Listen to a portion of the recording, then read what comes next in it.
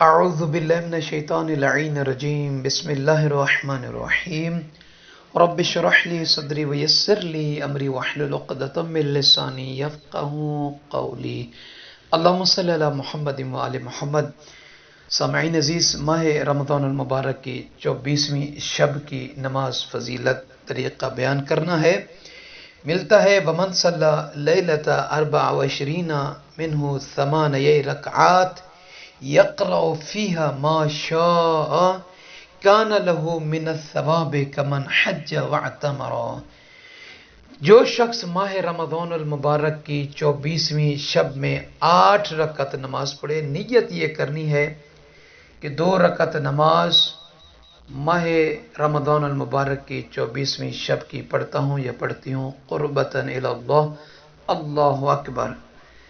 یہ کہنے کے بعد سورہ الحمد کو 1 مرتبہ پہلی رکعت میں بھی اور دوسری رکعت میں بھی، اور اس کے بعد پہلی اور دوسری رکعت میں الحمد کے بعد کوئی سی بھی سورت جو آپ کو یاد ہو وہ پڑھ سکتے ہیں۔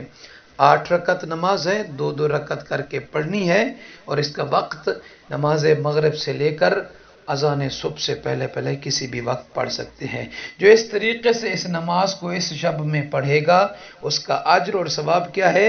فرماتے ہیں کہ کان لہ من الثواب کمن حج واعتمر، گویا کہ اس نے ایسا ہے یہ جو نماز پڑھنے والا بندہ بندی کہ جیسے ایک انسان جسے حج کرنے جاتا ہے، عمرہ کرنے جاتا ہے، اسے اللہ حج اور عمرے کا ثواب عطا کرتا ہے، گویا ایسے اس بندے کو، اس کنیز کو اس نماز کے بدلے میں وہی حج اور عمرے والا ثواب عطا فرمائے گا اللہ۔